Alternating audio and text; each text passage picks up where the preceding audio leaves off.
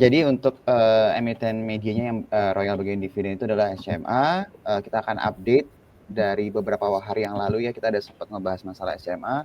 Terus juga kalau untuk dari sisi properti yang akan kita bahas nih, salah satu emiten yang memberikan dividen juga royal banget itu adalah Temas ya, emiten yang memang fokus di penjualan lahan industri.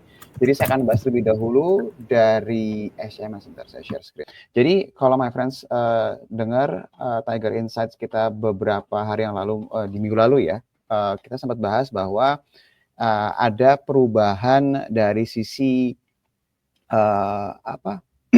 akun di laporan keuangannya SMA. Pada saat itu kita bahas, kalau my friend perhatiin ada penambahan kas yang sifatnya sangat signifikan sekali, itu sekitar 1,7 triliun, di mana pas kita cek itu bukan berasal dari laba bersihnya SMA, karena laba bersih di tahun 2024 itu hanya sekitar 500 miliaran, tapi ada penambahan sekitar 1,7 triliun. Jadi pas kita coba cek itu adalah perubahan dari akun yang sebelumnya dia taruh uangnya itu di instrumen investasi seperti surat hutang ya, ke di SBN, terus dipindahin jadi deposito berjangka itu my friends. Nah, waktu itu kita bahas bahwa kalau sampai dirubah dari instrumen investasi seperti SBN dia pindahkan ke deposito berjangka, berarti sangat mungkin sekali uangnya ini akan digunakan dalam waktu dekat ya. Jadi pada saat kita bahas ya bisa nanti dipakai buat bayar dividen, bisa nanti juga mungkin digunakan untuk kebutuhan yang sifatnya operasional atau mungkin mau melakukan corporate action yang lain gitu ya. Waktu itu kita bahas seperti itu. Dan ternyata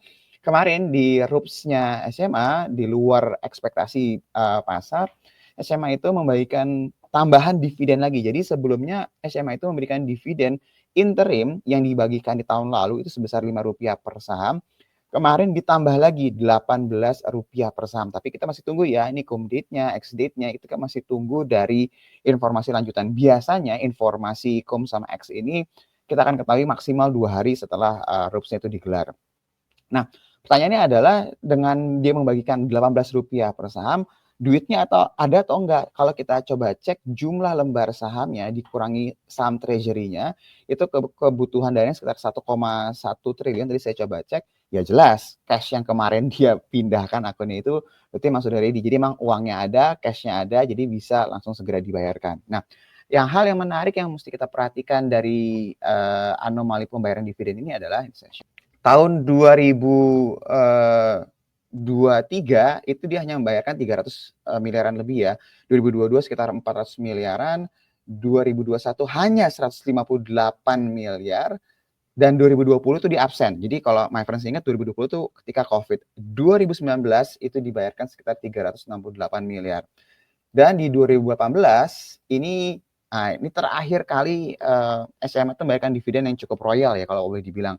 Jadi in total ini ada sekitar 1,3-an ya kalau di total untuk dividennya si SMA waktu tahun 2018, di tahun 2017 sekitar 1 triliunan, dan 2016 sekitar 1 triliun juga nih. Jadi bisa dikatakan saat ini SMA itu mulai banyak lagi membagikan dividen baru di tahun 2024, dari kinerja tahun 2024.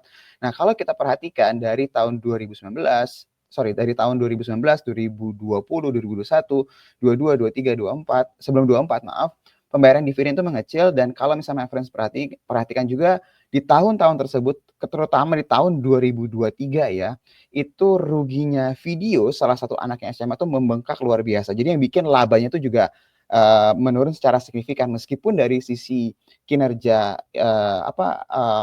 segmen televisinya itu mungkin nggak terlalu turun banget lah, turun tapi nggak terlalu signifikan. Jadi masih berpotensi memberikan dividen yang besar. Nah, sekarang kalau kita lihat si SMA ini di tahun 2024 dengan kinerja tahun 2024 itu bisa bagikan dividen lagi yang besarannya itu sebelum ruginya video itu membengkak. Jadi ini kita akan coba lihat lagi nanti ya di kuartal 1 2025 apakah si rugi video ini benar-benar sudah berkurang. Karena kalau sampai benar-benar berkurang artinya secara keuangan untuk videonya akan lebih stabil dan harusnya momentum SMA-nya akan jauh lebih baik lagi. Jadi dividennya dapat, potensi capital gain yang lebih besar akan dapat lebih besar lagi ke depannya. Jadi ini salah satu perspektif yang cukup menarik ya kalau kita lihat dari historis pembagian dividennya SMA. Itu yang pertama. Jadi silakan nanti diperhatikan. Kalau kuartal satunya memang benar-benar bagus, apalagi dari videonya ruginya makin mengecil, harusnya momentumnya akan sangat positif buat SMA.